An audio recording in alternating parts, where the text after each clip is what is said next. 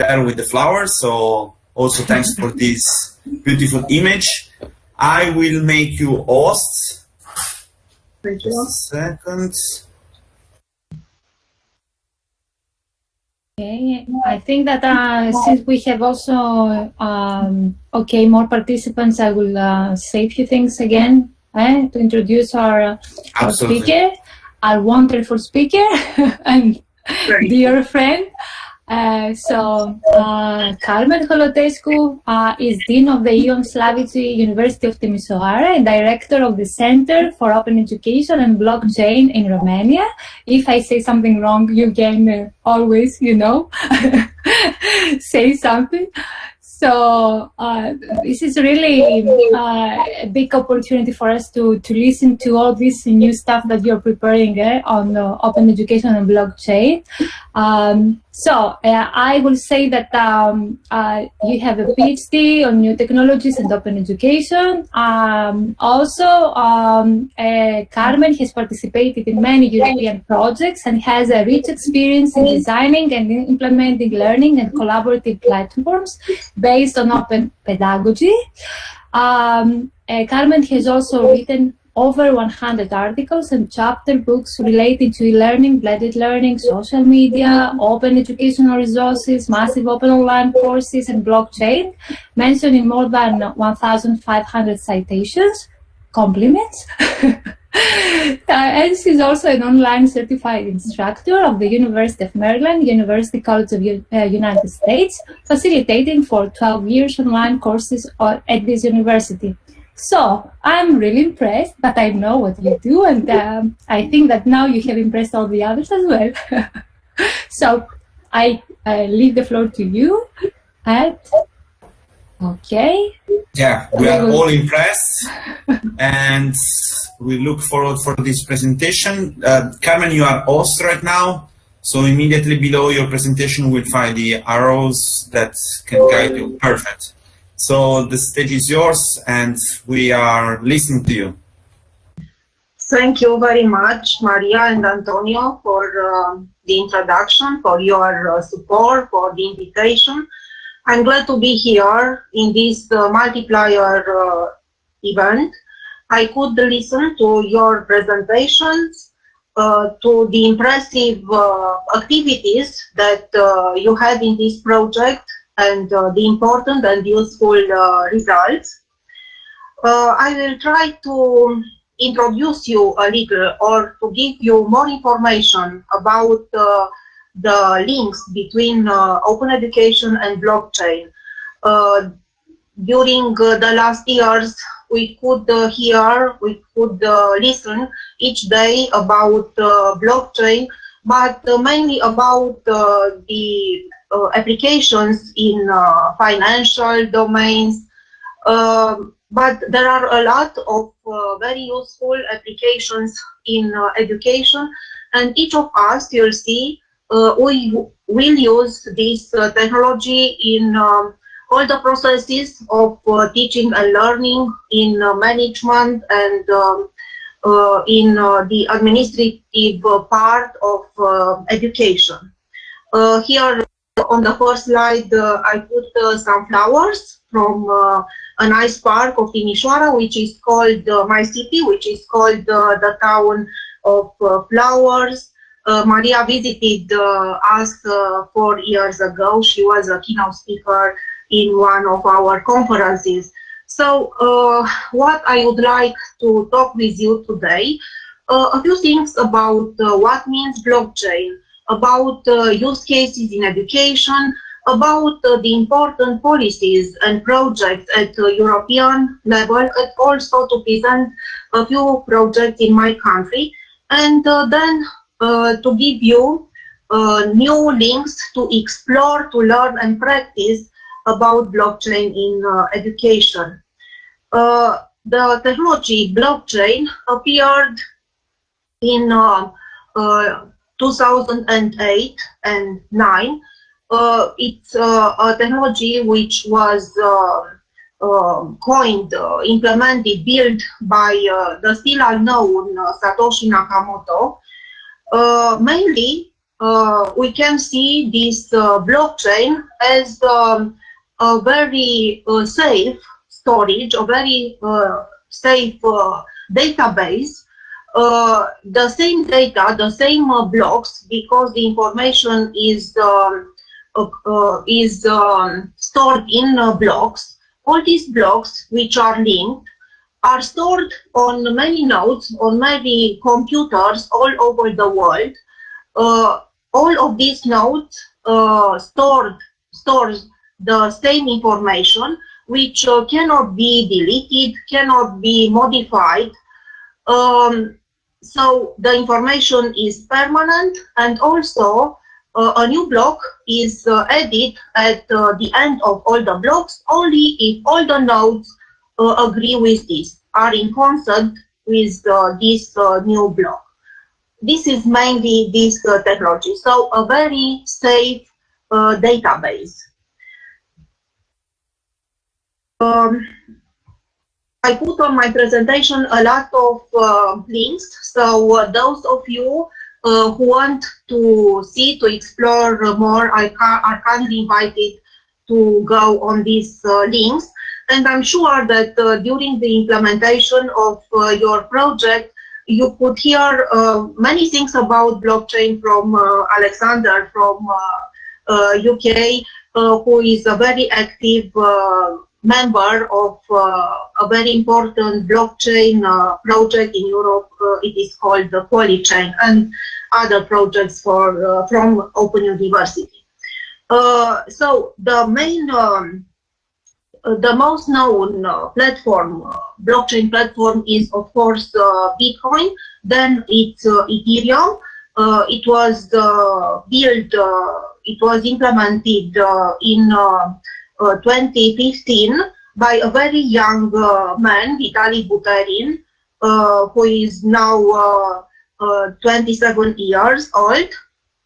And here you can see the main characteristics of a blockchain platform. It is decentralized from the politically and architecturally point of view, but of course it has a logic in the entire system. At this moment, there are around 6,000 blockchain platforms. So there is a lot variety of platforms. And here you can explore how a blockchain works. The main advantages of the technology, there are the fact that the users are in the control of the information they store on the blockchain. Also, the blockchain, it is called the technology of trust, is transparent. The information on the blockchain cannot be modified. And also the technology provides a lot of means for collaboration. You can see on the wall cloud, which is on this slide, the domains in which this technology can be used. And it's a very important report. One of the first reports about blockchain in education was written by Alex Greff and Anthony Camilleri. Maybe you know them because they are very active in the area of micro-credentials, not only related with blockchain, with diplomas and with this system in Europe. They are both from Malta, and their first report on blockchain in education was published 4 years ago. As I told already, there are many domains in which blockchain can be used, and here you can find and you can explore different concrete applications for different domains. Blockchain is considered one of the technology of the fourth industrial revolution. the term which was coined 5 years ago, and Romanian Mihaela Ulieru, who is a university professor in United States, and she is also a very active participant in many blockchain projects. She was the one that came with different proofs to introduce blockchain in the family of the technologies of this new industrial revolution. Blockchain is connected with sustainable development, with circular economy, and with is a background and a link between all the other technologies of this new industrial revolution. Now, speaking about the applications, the use cases in education, you can see here quoted from an article 20 ways in which blockchain can be used in education and can improve education. And I will focus more on a few uses. Speaking about the digital certification for different levels of education, not only formal but also informal. Also, blockchain is a very good medium for the management of intellectual property, for research or for articles. Also, on blockchain, we can track public funding. Blockchain can be used for student payment, for grants management, and also it produces enhancement from the pedagogical point of view. We can speak about some pioneering universities in this technology. They are University of Nicosia, which started a master degree in blockchain 7 years ago, and also they issue digital certificates in blockchain.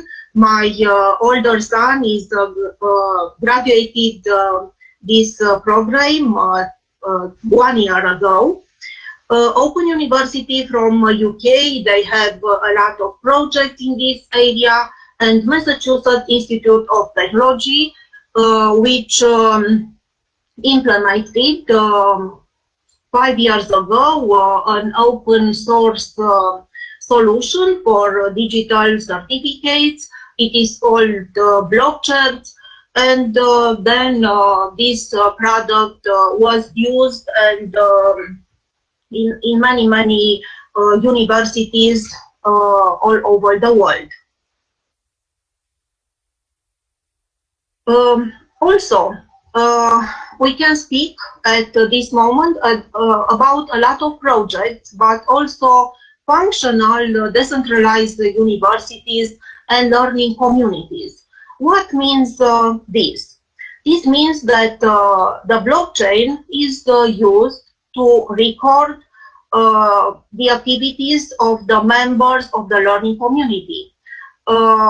These universities and systems provide a reward system in order to stimulate the creation of new materials, the creation of open educational resources, the way in which the participants help each other, and the tokens which are obtained using this reward system can be used in order to access different career paths, to enroll in new courses, and so on. Such decentralized ecosystem of learning is very useful, and it contains not only teachers and learners, but also employers. Also, we can find a lot of decentralized systems for reputation and for recruiting, And also blockchain can be used in open research.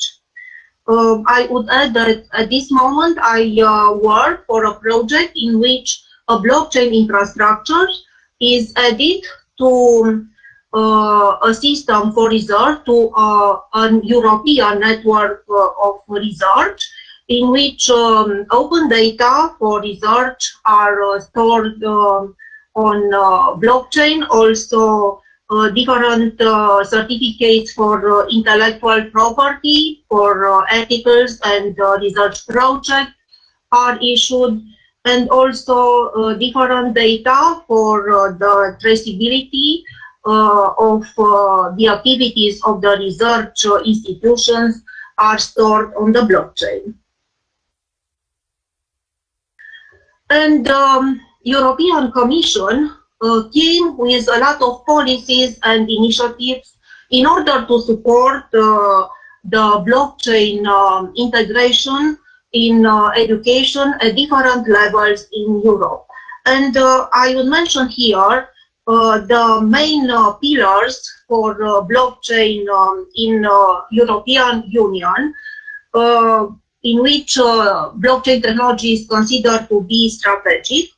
3 years ago, EU Blockchain Observatory and Forum was launched. Then European Blockchain Partnership, in which the member states are part. Also, the Parliament of Europe had a resolution about the need for blockchain education at different levels in Europe. And there is also INADBA, another important organization at European level. And I will mention here a very important project, in fact the main project of the partnership of blockchain in Europe, which is European Blockchain Services Infrastructure, a project which started 2 years ago. This project builds a European blockchain in which different applications can be implemented. At this moment, there are 7 use cases, and for us as educational actors, the main important use case here is diplomas, for which I have information on my slide.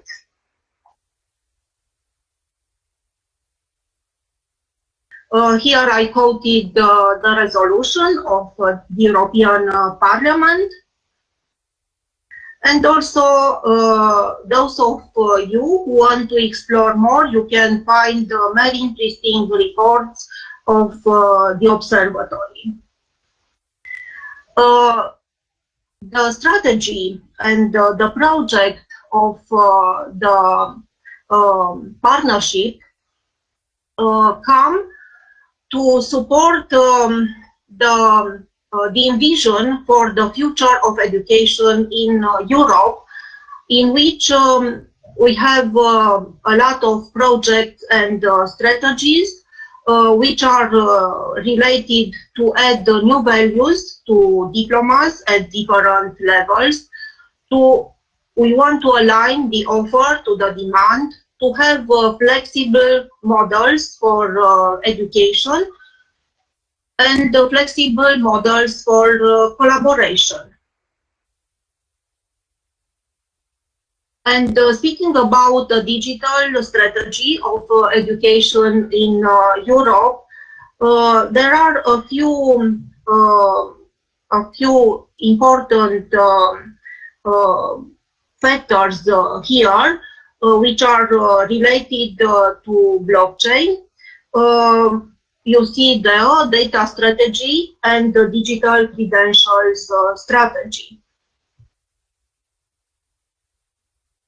And again, speaking about the education at European level, we want to implement a new type of learning in which to be able to acquire skills at all the ages, to have a variety of stakeholders delivering formal and informal education, and to combine these paths in different ways in order to give to each one the skills and knowledge they need. And the new requirements on credential solutions come to support this new type of learning. Coming back to the European blockchain services infrastructure, here there are the characteristics of this infrastructure. There are envisioned many domains of the social and economic activities in which this infrastructure to come with applications. You can see here that in a very near future we will use this infrastructure for identity and credentials, for distributed registry, for energy, for financials activities, for law, and so on. This infrastructure contains nodes in all the member states. And speaking about diplomas use case, what are the changes this use case brings for us? The fact that on the blockchain there will be stored diplomas at all levels, certificates, and we will not need a central institution to prove the fact that the credentials are true, but the fact that they are stored on the blockchain will facilitate us to have more mobility in continuing the studies in different universities, or to prove our studies and knowledge for different employers. The site of this project comes with many resources to understand and to be able to implement applications on this European infrastructure. And these diplomas on blockchain have a great potential. You can see here different numbers related to the number of students, universities, and mobilities which can use this use case. There is also another strategy related to micro-credentials, which are very much connected with your project, with mobilities. And as a conclusion, using verifiable lifelong learning credentials, we can break down the institutional silos and walls. Very briefly about the Romanian educational blockchain ecosystem, I put a link to a study I wrote with my sons. We have a lot of projects at the level of academic courses and projects, a lot of research. Also some initiatives at the level of schools and colleges.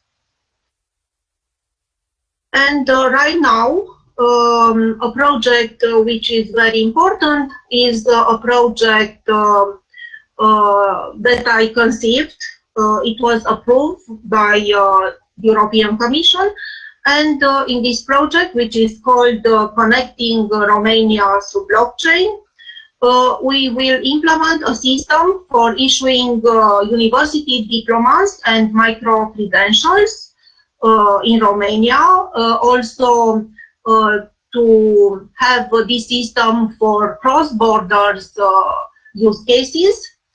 Also, we will install a node for the European blockchain infrastructure in Romania, and also we will implement and run massive open online courses and webinars related to blockchain, to the European infrastructure, and to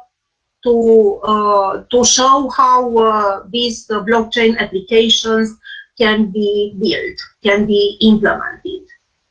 Here there are the activities of our project, and I would like to end my presentation with a kind invitation to explore, to learn and practice different applications, which can be used in our day-by-day life, which are very friendly, such as Brave, safe browser. Maybe many of you know and use this browser. Also, you can use social platforms which have blockchain infrastructure. I put the taskbar, which is a system in which the people, users, can share their knowledge and skills. There is also a Zoom extension, which in which you can be paid in tokens. A very useful magazine about blockchain. It is called Decrypt. Also, you can issue free digital certificates on blockchain using those two systems there. And you can learn, but also you can teach in many decentralized universities, such as those I put on this slide. So I hope that this topic about the connections between blockchain and opening up education interest you, and that starting from the ideas here, you can explore more and be prepared for blockchain in our activities in very near future. Thank you very much.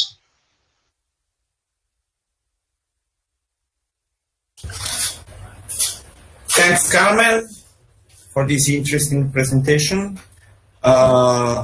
It seems flowers are a recurrent image, because in addition to the cover of your presentation, I can also notice some Van Gogh flowers on your background. So it seems we understood one of your interests. So if there is any question from the audience, please, you can write it down on the chat, or you can open up your microphone and do your question directly to Carmen.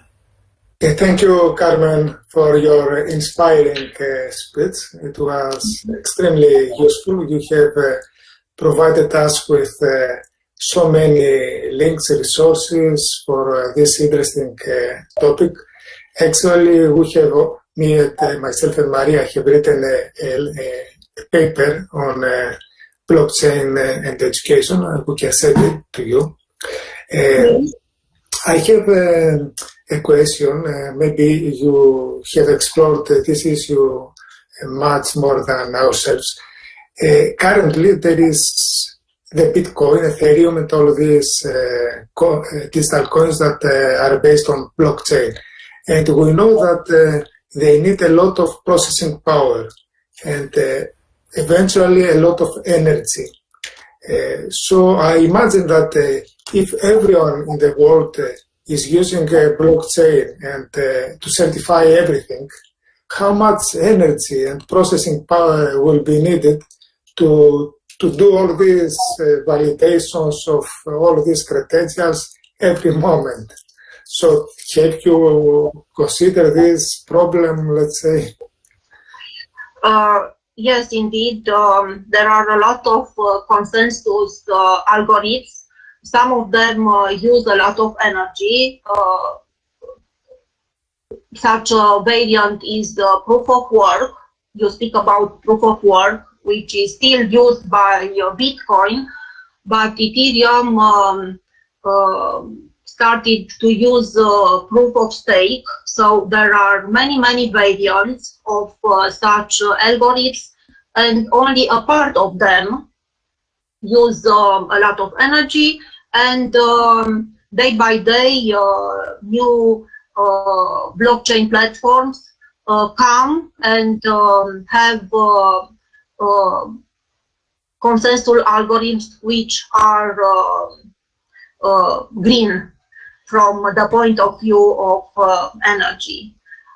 You know that I think 4 weeks ago, Elon Musk, who also has a lot of technologies that use a lot of energy, came with this fact that blockchain and Bitcoin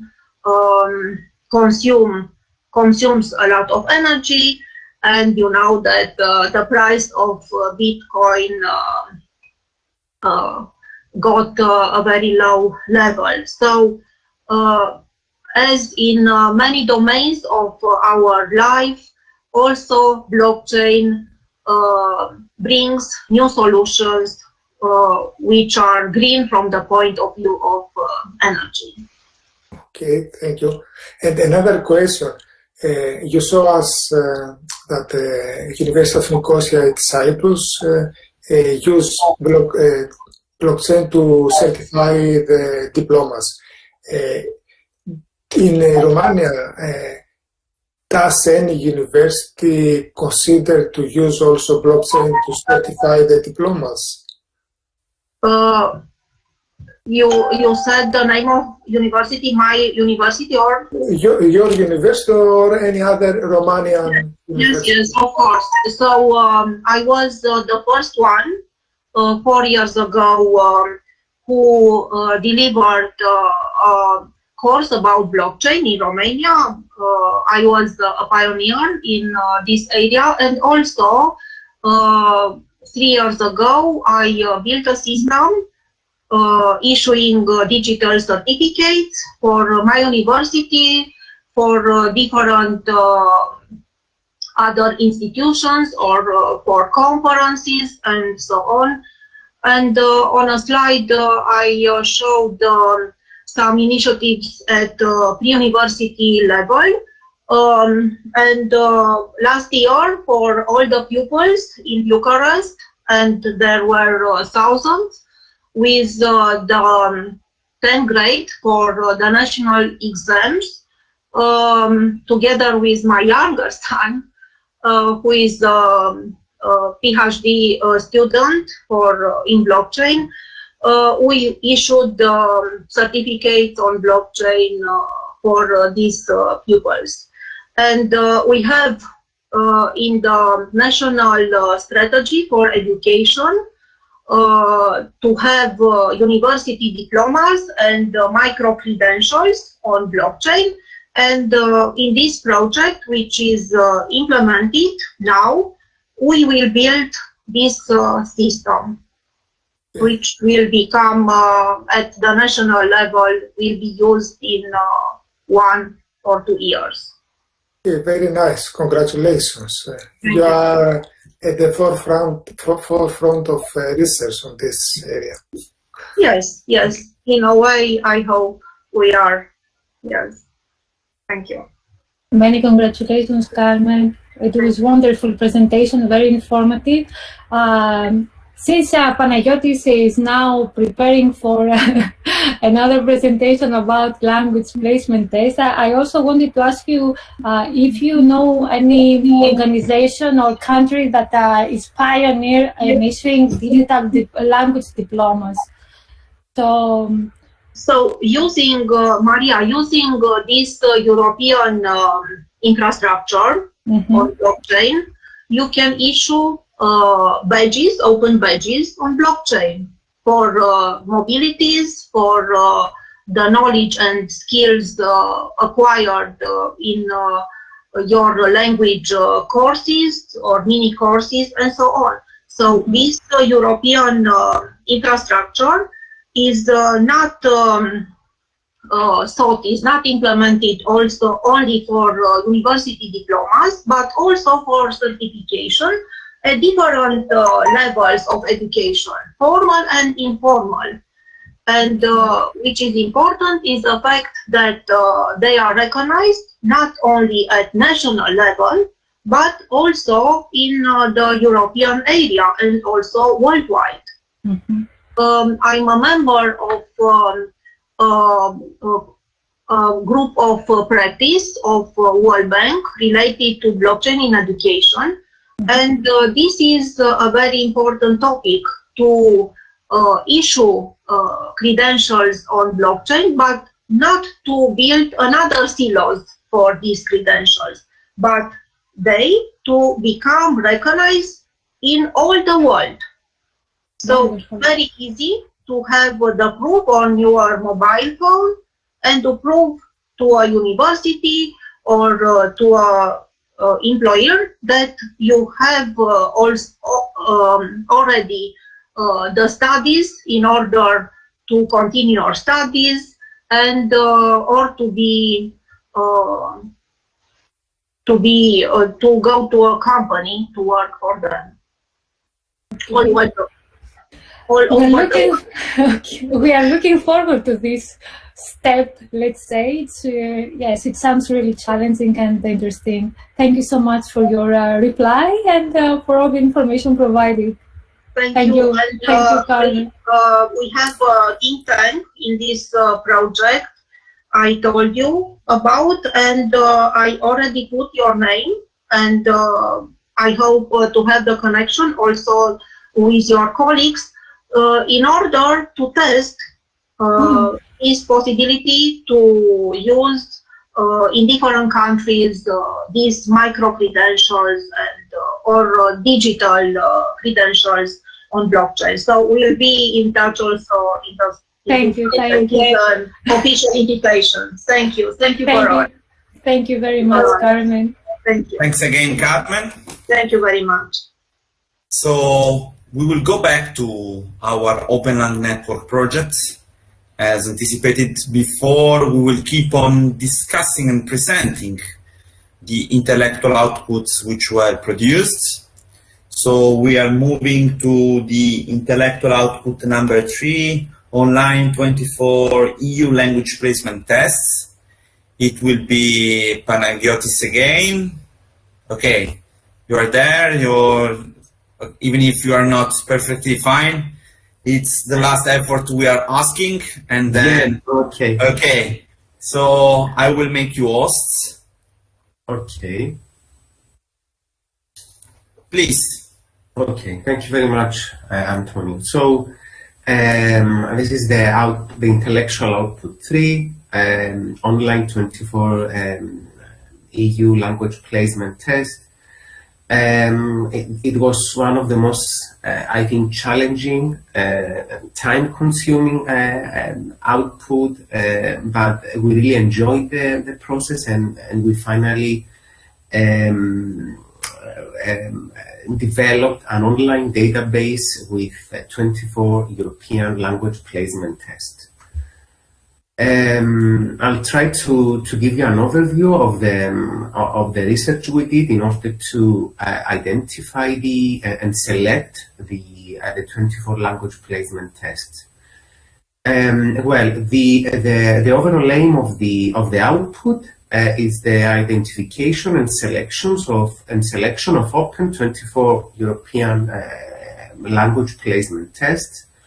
As I said before, it was not an easy task. It was very challenging, but it was also a very essential part of the project, and because this is one of the most essential and important services that our platform will offer to the participants, because the registered user will have the opportunity to assess their language skills and determine their language proficiency. And of course, they will be self-aware of their language status and will be better prepared for their mobility. This is the procedure, the process we followed in order to select the language placement test, starting from the phase 1, an extensive desk research in order to explore what is available in the web regarding the language placement test for 24 European languages. The next step was the evaluation of the available language placement test based on some specific criteria that we found from the literature. And the last phase was actually the then development of the online database with all the 24 language placement tests available to the users. Okay, so starting from the first phase, the exploration of available language placement tests, we carried out an extensive desk research in order to find what is available online regarding the language placement test of European languages. In some cases, we tried to contact directly with some national representatives of the languages, or with the creators of some language placement tests, in order to make sure that this is the test that they use, and to make sure that it is a validated test. As a result, we found some available language placement tests for all the European languages. We found in total 150 tests, and with the criteria to be available online, of course, free and openly accessible to everyone. So this was the first stage of this output. The next step was the evaluation and the final selection of 24 placement tests to be included in our database in the platform. We did an overview of the literature in order to find the criteria in the literature about the language testing and assessment, taking into account also the OpenLang network project needs. We have decided the final selection criteria, and were classified into two categories: primary and secondary criteria. And after that, we have conducted a focus group with 8 people, the members of the consortium, in order to follow the one methodology that I will explain later, and select the final placement tests. These are the criteria that we have selected, and in order to use in the focus group and select the final test. As you can see in the table, the primary criteria is the first one is if the test is provided by an accredited organization for language learning, open and free to use, easy to use, time needed to complete the questionnaire or the test. And the secondary criteria, if applicable, it was referred to authenticity and interactivity, comprehensiveness and completeness. Of course, for each one of the criterion, we have specific explanation and examples.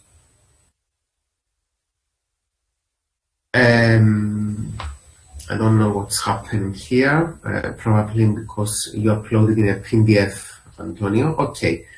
This was the description of the process of the final selection of the language placement test. I don't know if you can see the text. No. Okay. So I will explain orally. So the first step, it was the presentation and actually the explanation and give more details about the specific criteria that we are going to use for the selection. The second step was the individual selection of the appropriate language placement test using an evaluation rubric. The third step was the discussion with all the members of the focus group in order to see what other people think about the language placement test. And the final step, the fourth step, it was actually the selection of the most appropriate language placement test for each language. It is important to say that in some languages we have more than one test. So, and finally, the final deliverable of this output is actually the development of the online database of 24 language placement tests available in our OpenLang network platform. We have also decided and defined the process that the users can follow in order to take the test. The first step is, of course, the registrations and the creation of a profile of the user. The next step is to the user can take the language placement test and calculate the result based according actually to the common European framework reference of languages. And then each user can record the result into his or her profile. The important step is the following one, because based on the feedback that we that the users received, a registered user can find a tandem partner, a language teacher, or a language peer using some specific filters that we have developed in the platform in order to start preparing the improved probably his or her language skills in a specific language before the mobility. All the language placement tests that we found for all the language are available in our platform, so you can visit and see a little bit the process. I think I have finished. That's all from my side. Thanks for your attention.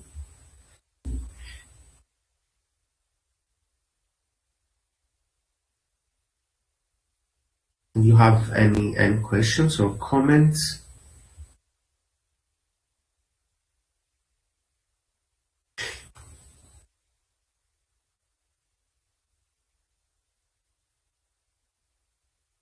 Perfect. Thanks, Panagiotis. Thank you. And if there is no question from the audience, I guess we can move to the next presentation, which is one related to Intellectual Output 4 Quality Framework for Language OERs. The presenter will be Maria Perifano. Do you know her? No. I'm just uploading the presentation and then I will leave you free to start. Just a second. Panagiotis, thank you for this nice presentation. You did very well. Thank you, Maria.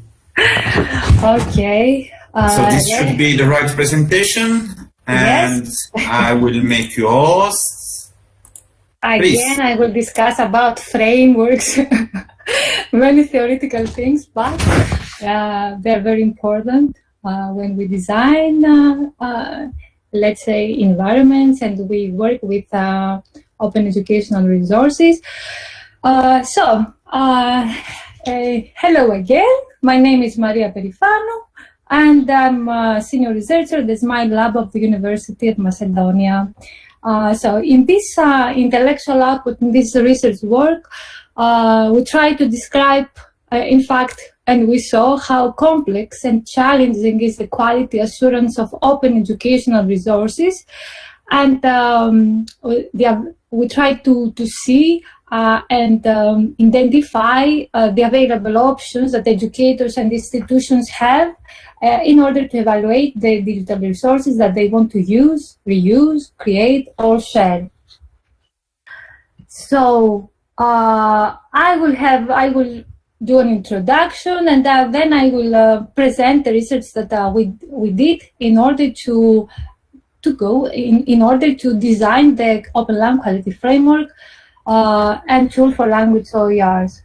So first of all, let's define a little bit what do we mean by open educational resources. Here I chose between too many definitions. The one by UNESCO, offered by UNESCO. Open educational resources are teaching, learning, and research materials that make use of appropriate tools, such as open licensing, to permit their free reuse, continuous improvement, and repurposing by others for educational purposes. So more or less are those let's say materials that are online, but we cannot use them if they are not licensed. So if they don't have a type of license, so we can use them and we know how to use them. So there are different types of open educational resources. As you see here, there is also another, I took this screenshot from UNESCO's report that shows here the variety of open educational resources for language learning. You see here videos, images, quizzes, podcasts. So it can be anything, as you see here, a full course, a game. So there is a big variety of open educational resources, and all you have to do is just go and search, explore, and try to use them. But what is really important, and it's a big challenge for all educators, and not only language educators, but all educators worldwide, is to be able to find open educational resources of quality. As you know, creating from scratch a material for our courses is time-consuming. And it's really, really useful when we know that there is a place where we can go and find all these resources, a place that we trust, that we can find quality open educational resource. And why not, we can also find some feedback from the people who have used, from other teachers, for example, who have used these resources, and they provide us also with useful information. So, and this then, from open educational resource, it is transforming to open educational practice, in fact, since they give us also some feedback on how they have used this resource. But we have, there is this, let's say, a big challenge for quality assurance, because this is not an easy process and requires a complex mix of quality tools. What the problem and the gap that we have worldwide, not only in Europe, is that there are not common policies for open educational resources, and this is an area of interest and of open dialogue for many years, and continues to be, because each country has different policies. Every repository that offers this material has different structure, it uses different metadata, the whole mechanism is different. So every time we as users, the educators, have to also understand how all this, let's say, all this process is done. And if we go also to the step where we would like not only to explore and find, but also to upload and share our own work, this can become even more, how can I say, tricky, because also the tools that are offered are also different every time. So here I have shared with you some, let's say, testimonials, I would say. The quality assurance of OERs via concrete quality objective standards and procedures is very important for creators and users. This is what the Joint Research Center had found in their research. And also, the quality of OER is voiced by educator as a significant concern. This is what I was explaining to you before. It is very important to know that we can find somewhere we can find quality material that we trust and we can use directly in our classroom. So what we have seen from our exploration in the different repositories for open educational resources is that there are different quality assurance procedures and models. What does it mean in plain English? It means that if I want to see how an open educational resource is evaluated, I need to see in what ways they do it in every repository. So what we have seen is that there are two big, let's say, categories. One category is the top-down quality procedures, as you see here. I will explain what this is, that include highly controlled quality assurance model. And that means, in other words, that in this repository, when we try to upload our work, there is a team of people, like in Merlot Open Repository, for example, there is a team of people who are paid for this control review of the material that we upload. And this, in fact, it is done, this review is done based on quality criteria. The other way is the bottom quality procedure. So other repositories for open educational resources, what they do is to include contributor user-driven models. That means that we as users have the possibility to rate all these resources that we see, we can comment and we can review. And in some cases, we have all of it, but it is even more wonderful because we can have, either the review and the quality support by the team of experts from one side, but from the other side, we have also the feedback from the users. So for us, it will be really nice. Probably you can refer to the procedure that you do when you're searching for a hotel, for example, in Booking or anywhere else, where you will see that it is first rated, and a nice hotel, it is first rated, or it has very good reviews. More or less, this is the same process. Okay, so in our platform, you will find a good variety, a big variety of open educational resources that we have uploaded, we have reviewed based on specific criteria that that I will present to you. And when you will all the users that are going to use our platform, they will also give some metadata. In a way, they will do this quality control, and more or less, this is a place where you can find very good open educational resources because we have done this work. So either those you can find recommended language open educational resources that are uploaded by the consortium, But you can also share your own open educational resources or other resources that you have found and you think that are good, and why not to include them in our platform. So the challenge, let's see what was the challenge of our research. First, what we did was, the main challenge was to explore open educational resources quality frameworks, tools, and models. This is what we wanted to do. Then we tried to select and review known quality frameworks, tools, and models based on specific criteria, because there are so many out there.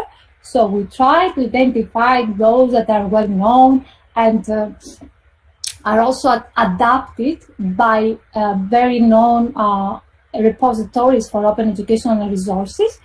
And then to see what kind of criteria, works for us, and to create the OpenLang quality framework and tool for language OERs. Okay, so for us, the main aim of this work was to provide the opportunity to each language learner and teacher that will also use our platform to be able to evaluate efficiently the quality of language OERs in order to use them in their daily learning and teaching practice. And as I said, to facilitate all this process of uploading and reviewing the open educational resources. So what we have found, I will show you first of all here the research methodology that we followed. First, we did a literature review in which we have identified and a desktop-based research in order to identify OER quality framework tools and models. Then, based on the findings, we tried to see more or less what kind of criteria they have all these, let's say, quality frameworks and models have used, select in a way and group them, and then based on this, then to create our own quality tool. To make it more specific here, what we have found in the first part, we found out that there is a big variety of frameworks that propose quality assurance indicators for open educational resources or evaluation criteria for different types of resources like open learning objects, e-courses, learning tools. Also we have found that there are specific evaluation tools that can address the needs of different groups. So there are different needs of quality, for example, from the institutional perspective, from learner's perspective, or from teacher's perspective. What I mean is that what I said before. So if I am a user, what kind of quality criteria do I need? I need, for example, as I told you before, to have some comments, to have the possibility of rating. But from different perspective, we see different quality criteria. Also, we have found that there are not so many tools that are created specifically for the evaluation of language OERs, because there, in that case, we will need also more information. I mean, more metadata. For example, I also need to know if it is good, a resource is very good for fostering, for example, a specific language skills. So some information that would be more useful for us. And what we did, let me change my slide here. It is, okay, the first step is explained. The second one was to collect and to group more than 200 quality assurance criteria. We have, in fact, we have selected, we have explored many frameworks. We finally selected 31 more or less, if I remember well. And from those, we have seen what kind of the criteria they have used. We tried to group them in different groups that were complementary, let's say, or similar. And then we came up in the end with some specific, let's say, criteria.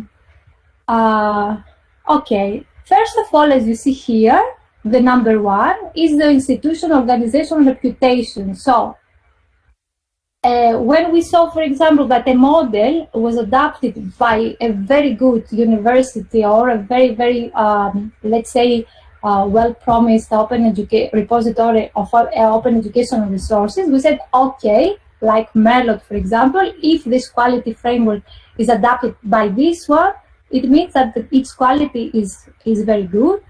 Also, the popularity. So, how many universities, institutions, for example, how many institutions, in fact, are having adopted this kind of frameworks. So this was also another criteria. And another one was the validity, as we see here, the validity to standards. So it was also very, very important.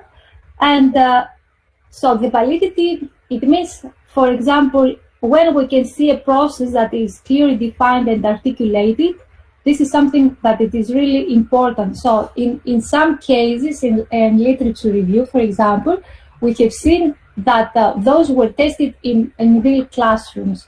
And this is also one has an added value.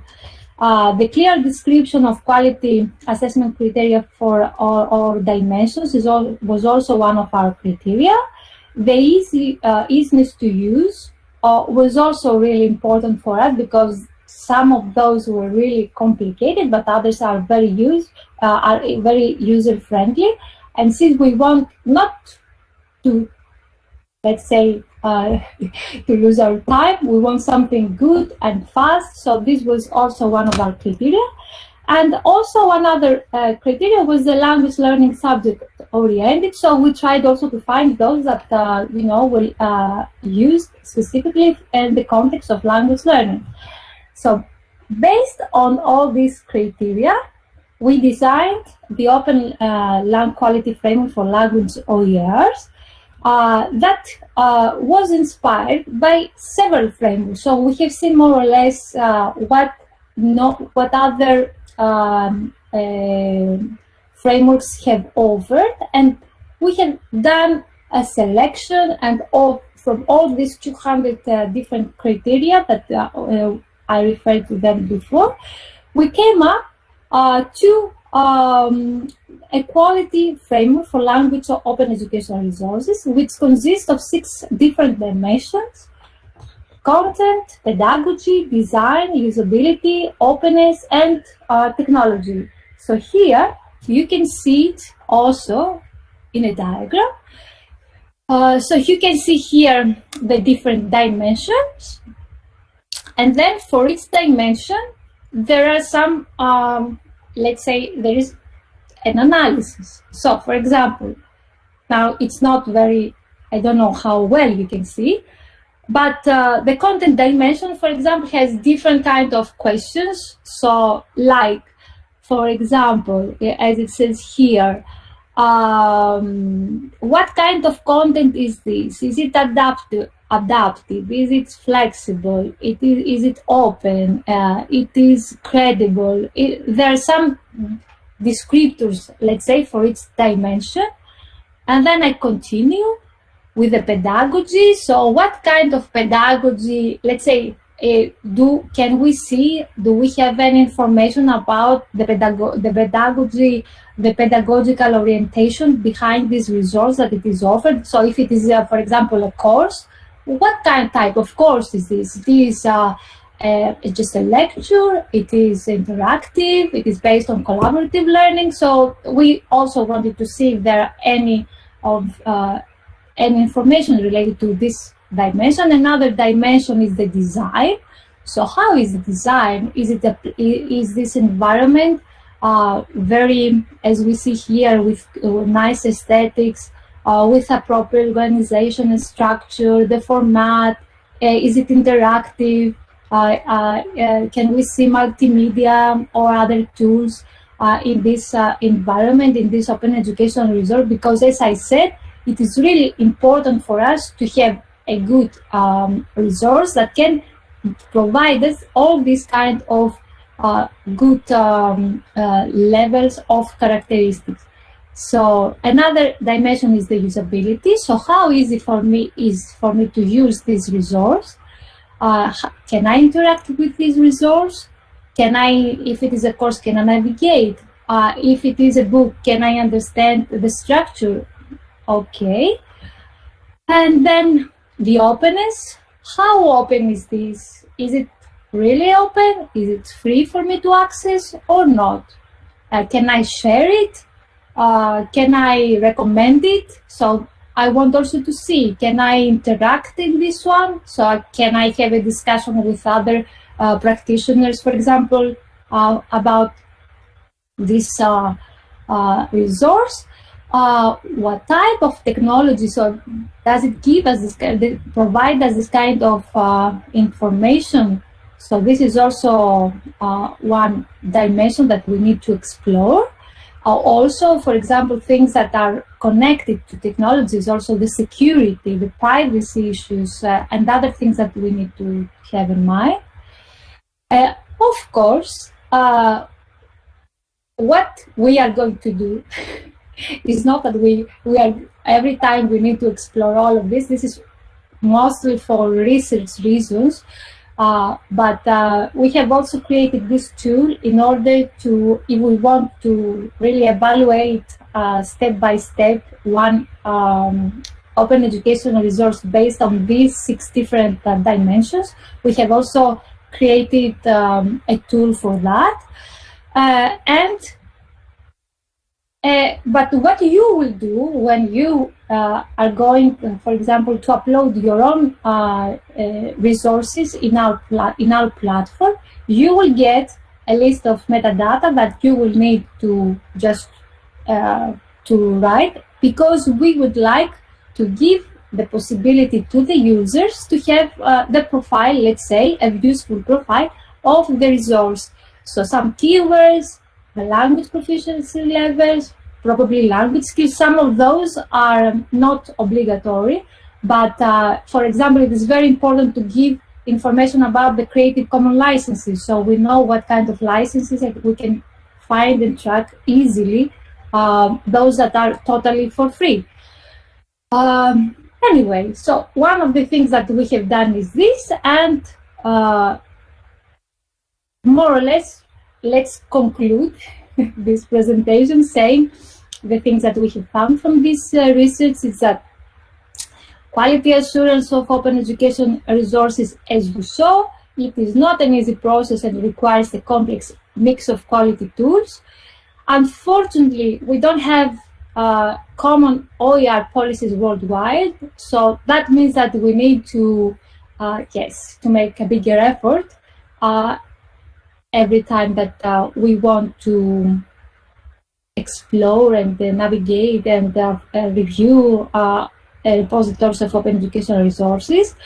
We have seen that there is a variety of quality approaches, models, as I said before, and this is something that we need to take under consideration in order to apply all these quality approaches. An important problem that we have identified is that open educational resources are not yet immersed largely in the learning and teaching process. That means that, yes, neither teachers nor learners, we can see that are having this, let's say, they don't make use of open educational resources, even though they're there and waiting for all of you. Also, quality language OERs are still not easy to find to use. So for us, it was really difficult to do all this process and, in fact, to aggregate all this in our list, in our database. And also the policies are not clear, and another outcome is and that we have seen not only from this project but from other projects as well, is that teachers, not only language teachers, are not well trained to use, share, and repurpose their teaching materials, or even inform their students on these licenses and on the way that they can use resources. So it is basic not only us as teachers to learn and to know all these procedures, but also to give this information, pass this information, and practically help our students to be able to find also their own resources, because in this era that, let's say, with COVID, we see that we need educational material that it is online, and we ask from our students many times to prepare presentation, to do all this work online. So they need to know how to find and in which way to use all these materials, if it is a picture, if it is a video, if it is an activity, whatever.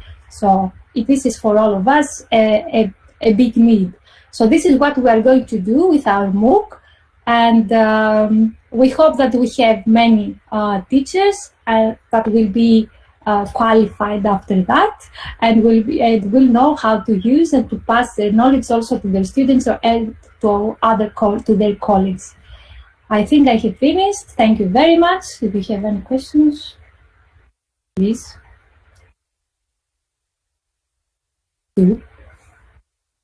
Anton, where?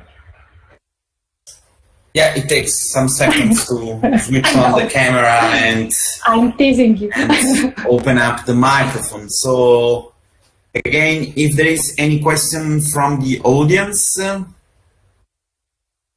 otherwise we can move on to the next presentation. So there will be other two presentations, other two intellectual outputs, but for the instance, we can say see you later to Maria, because the next presentation is about the intellectual output file e-toolkit for OpenLang resources and practices. Antigone is the person in charge. I will just upload the presentation. Mm-hmm.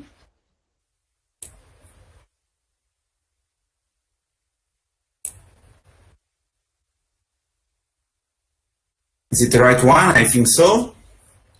Yes, we'll be having host rights. Yes. Now you have, and the stage is yours, please. Thank you, Antonio. So in this presentation, we will be looking into the development of the toolkit for OpenLang resources and practices. So the aim of this output is the development of a complete step-by-step guideline containing all the core elements for the creation, use, evaluation, and sharing of quality multilingual and interactive OERs for language education.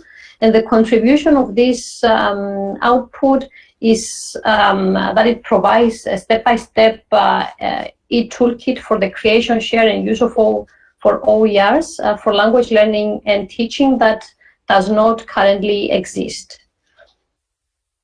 So we followed three phases for the development of this output. Initially, an overview of open educational resources, and then mapping existing guidelines regarding the use, creation, and sharing of OERs.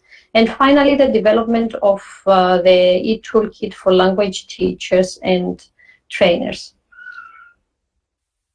So from the overview of existing OER guidelines, we extracted definitions of open educational resources and open educational practices, principles and characteristics of open educational resources, benefits and challenges in using OERs in education, and OER databases for the specific context that we are interested in, that is language learning. So when we refer to OERs, we refer to digital learning resources offered online freely and openly to teachers, educators, students, and dependent learners in order to be used, shared, combined, adapted, and expanded in teaching, learning, and research. When referring to open educational practices, we refer to the use of OERs to raise the quality of education and training and innovate educational practices on an institutional, professional, and individual level. So coming to the existing guidelines regarding the use, creation, and sharing of OERs, there are numerous articles and reports which include guidelines in relation to using, creating, and sharing open educational resources. Most of these guidelines are targeted to specific groups, teachers, students, or educational context, but there is currently no specific toolkit for language instructors. Based on the literature, we have extracted the basic processes for OER creation, but includes initially the design for openness, the selection of a license, publishing, and then sharing.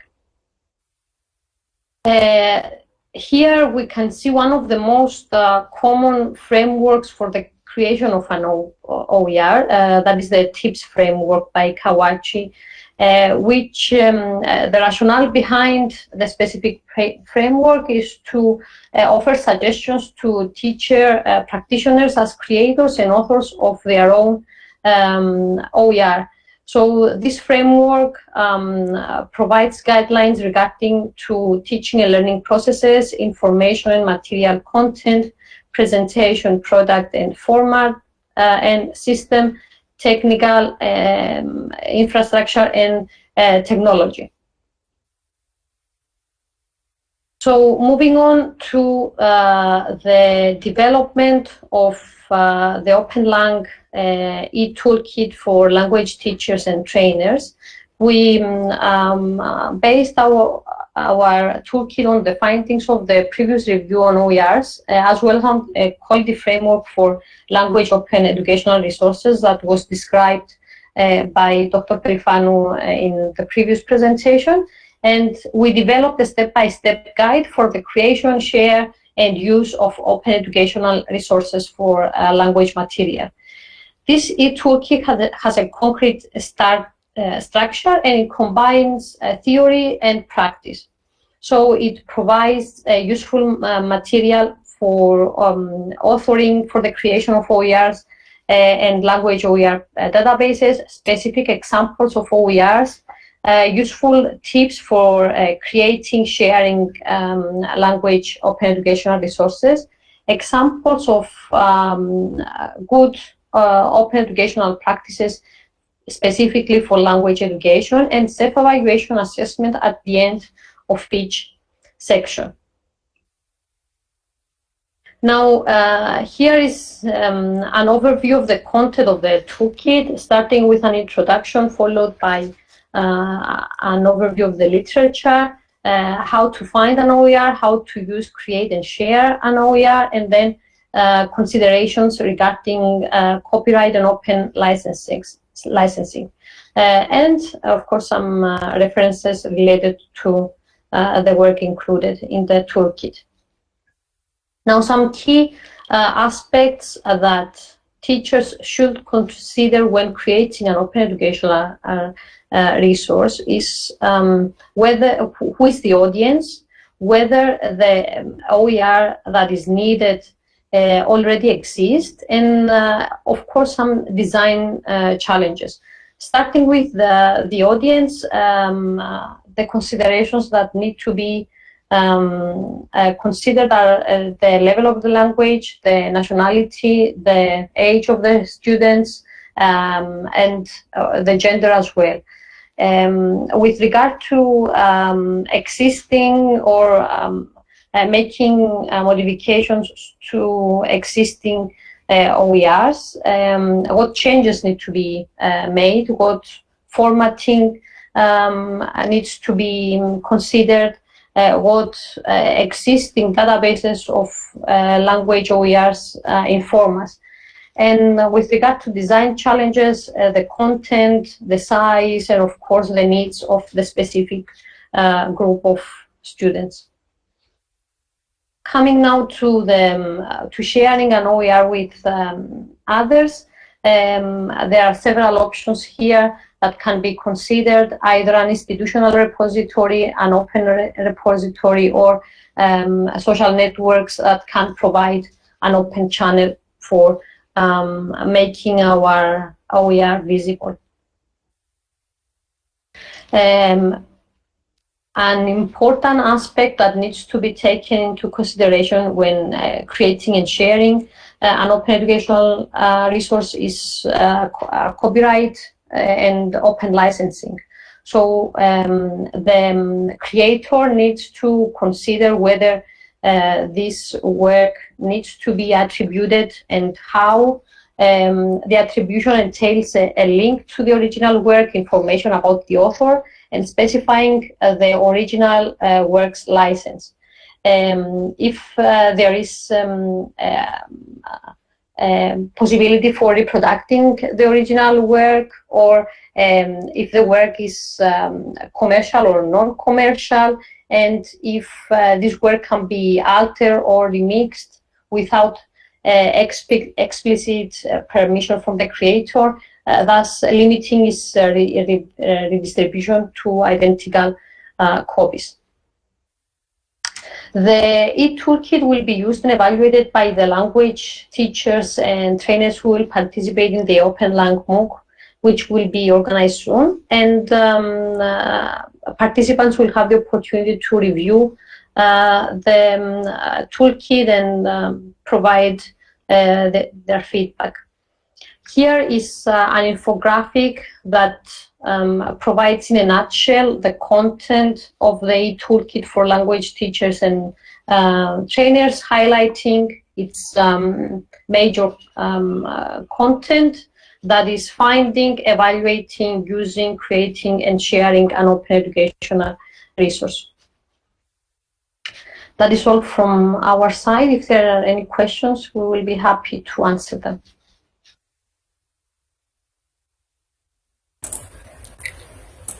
Thanks, Antigone. Again, it will take a few seconds for me to be visible to all the participants. Perfect. And we can now move on to the last, but it seems that there is no question from the audience, so we can move on to the very last presentation of this multiplier event. As usual, it will take a few seconds to have the presentation available, and then I will immediately invite Anastasios from University of Macedonia to prepare himself, because here we have your presentation. I will make you host,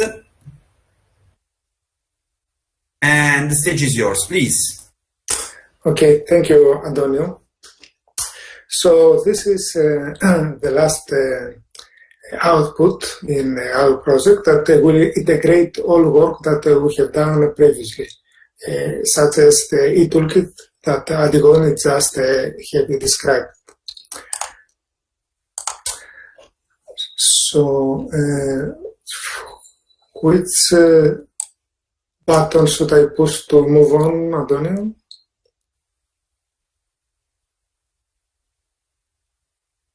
It is the, yeah, okay. perfect, the arrow just below. Probably any button on my computer. I was looking at the black book. Okay, so the MOOC. MOOC is the initials of Massive Open Online Course. We will launch this MOOC in September, October, and it will last for 4 weeks. And it will contain material, educational material, for creating, sharing, using a multilingual and interactive language open educational resources.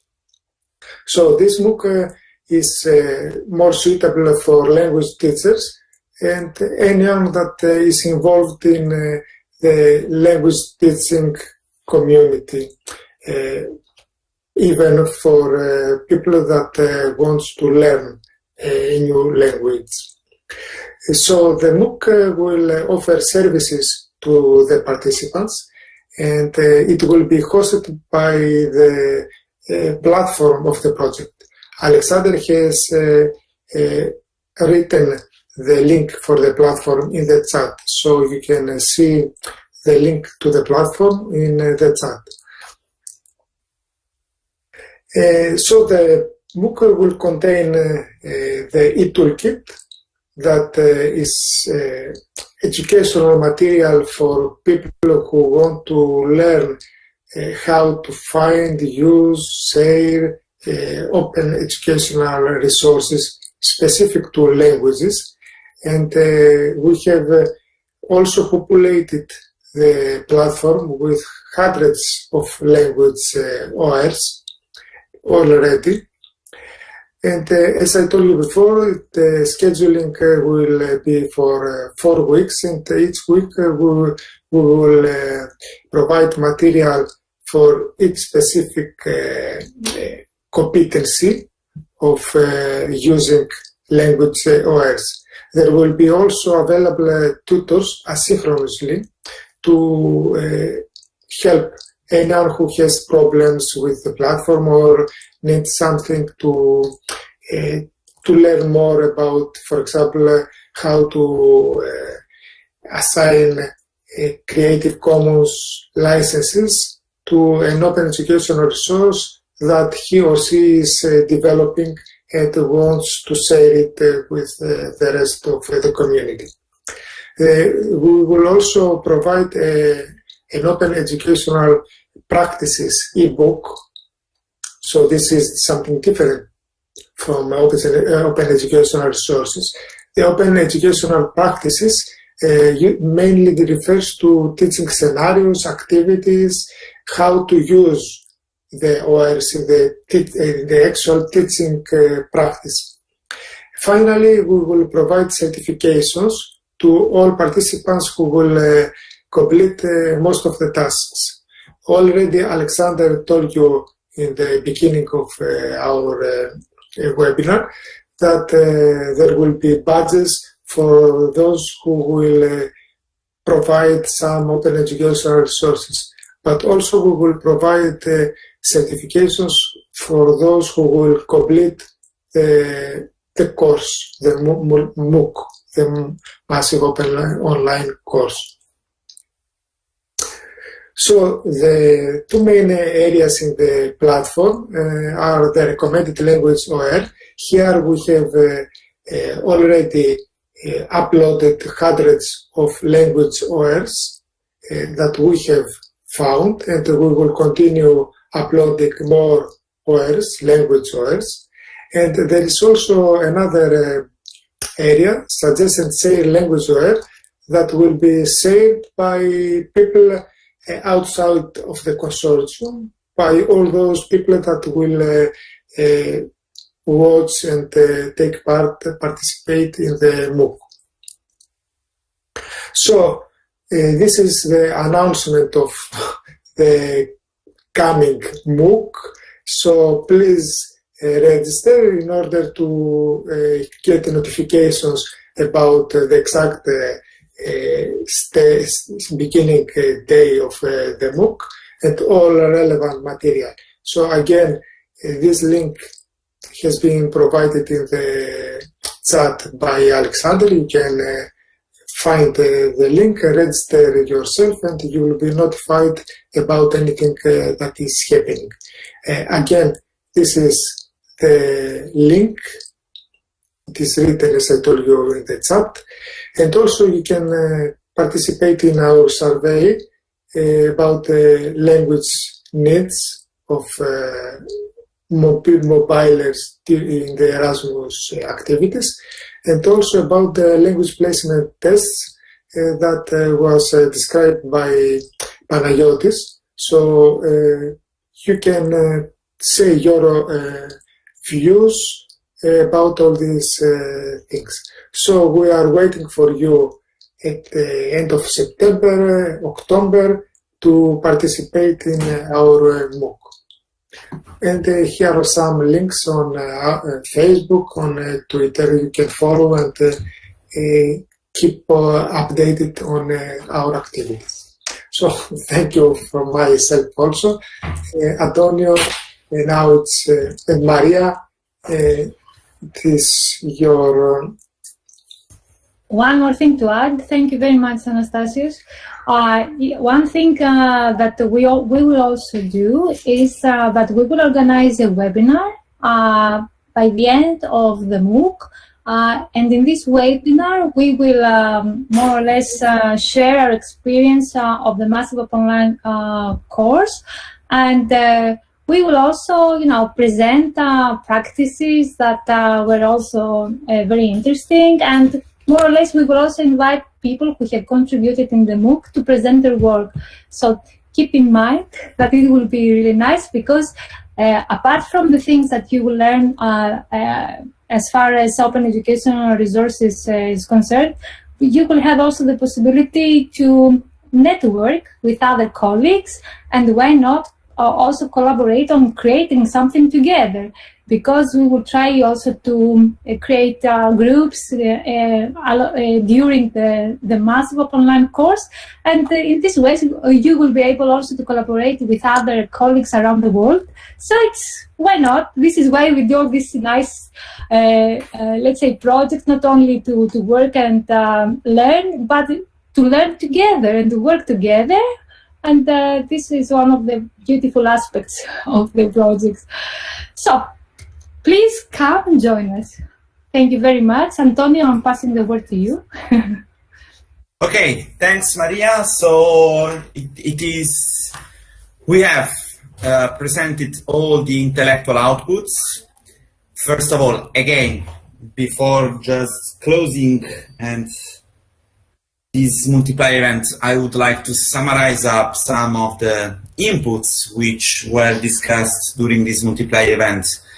And as attempt to summarize up what has been discussed and presented today. First of all, let me thank both the keynote speakers, Laia Canals and Carmen Olotescu, for their participation in these multiplier events. They gave us some interesting inputs and some food for thoughts and for further and suggestions about the project and its sustainability. But above all, I would say that their speeches provided us with some interesting replies to the starting question, which is, what is the future of education? Because again, this is the aim of the conference, which is currently hosting the multiplier events. Which direction is the education going to? But on the other hand, it is also one of the implicit questions which arising from the project, because we have been working and we will continue on working on the results that we presented today, which are innovative, which are open, and which are and will be available for all the target users. So this is an aspect I would like to highlight and I would like to focus on. So we are producing some tools which will be useful for all the participants in the project, for all the target users until the end of the project and also later on. So they will be there, and we defined the target groups, and we hope they will take advantage from what we produced, in particular what is available on the website, the upcoming Massive Online Open course.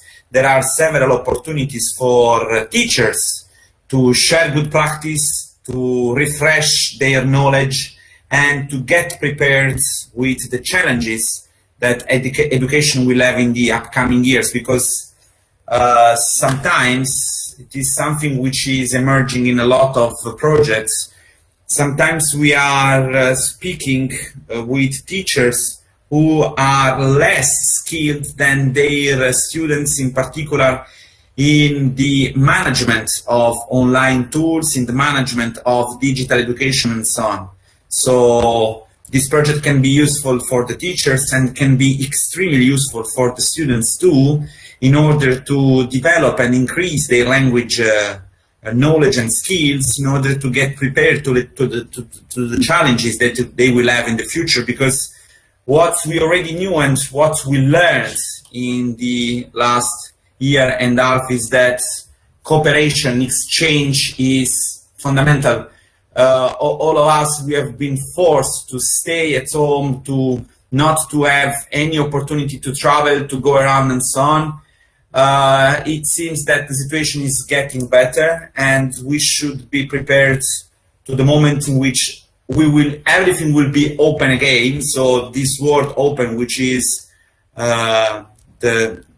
in the title of the project, but on the other hand, it is something we are really looking forward to. Everything will be open, and it will be possible to have a normal life, to start traveling again, to taking advantage from the opportunities of mobilities which are offered by the Erasmus Plus program. And it would be better or advisable to deal with these new challenges, with these new opportunities, with an important background, with increased language skills, and with a new perspective of what is going on and what will happen within education. So once again, I would like to thank all the two keynote speakers, but I would also like to thank the participants in this multiplier event, as well as the partners of the project, the consortium. So I would like to thank Antigone, Panagiotis, Alex, Maria, and Anastasius. It is quite common for European projects that you know colleagues and you become quite close to them. In this specific project, I would say I don't consider them colleagues anymore. They are friends. And we have been working hard. We will keep on working for the upcoming months until the end of the project. And maybe there will be some further opportunities also at the end of the current project. So I would like to thank all of you. There has been some movement in the chat. There was a question by Ajaji Chawib, but he or she is not there anymore. Yes, there is the link to the project website. Also, Anastasius, he put again the link to our website. Take our survey on mapping the language learning profile, and there is a short survey on language placement tests. So all the links are available here. It is not just the closing. Before this, if there is any question, me, Maria, and the partnership of the project, we are here to reply to your questions. I want also to thank all the participants. Of course, I see also some friends here. Thank you so much for your time to join us today. It is not anyway the closing of the project. There will be some other months and some other activities. So stay tuned on our activities. Visit our website, because we will put there all the information, but as well as we will be using all the social media to inform potential target users for the upcoming activities, starting from the Massive Online Open course, which was described by Anastasia. So it is not a farewell, it is just, okay, now you are more familiar with the project, now you know more about us, and we would like to involve you in the upcoming activities. It would be, I saw that there are already some candidatures for the Massive Online Open course. That it will be a further opportunity to cooperate. There will be other opportunities. So again, you can take advantage from our website. Stay tuned, check our website, because all the activities will be published there, and there will be also some news about what is going on within the project. So if you want to cooperate with us, we will be extremely happy to do that. There have been some links. I will add an extra one because, you know, it is important to receive your feedback.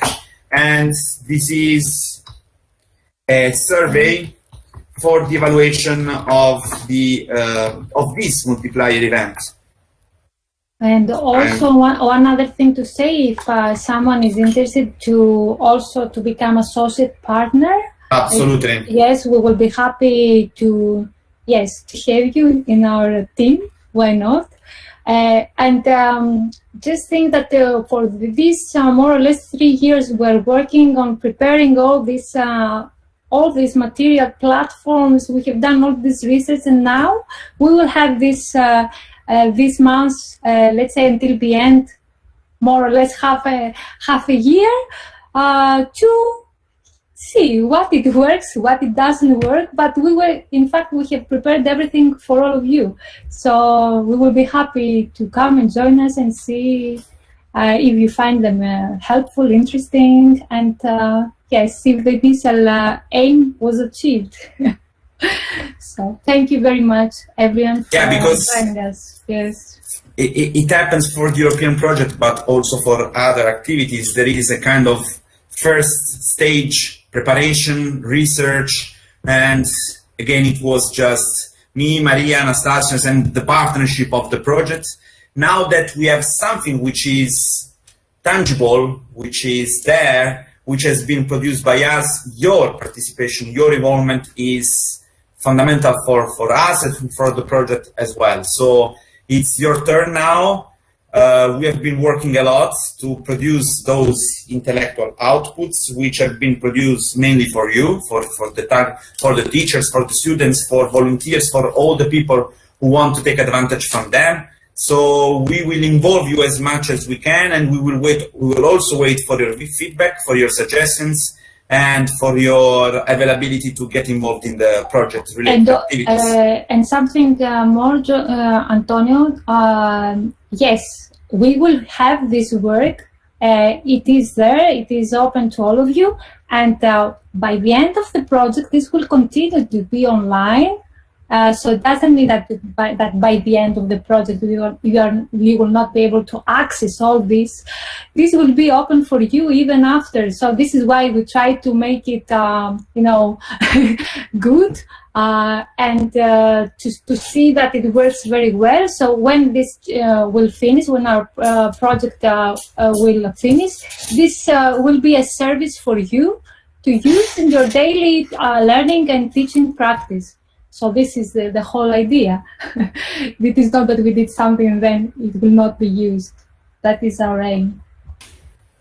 Yeah, that is the idea. Everything will be there for you, and you for free, and in an open perspective, because again, open, I think, is the key word for the project and for this multiplier event.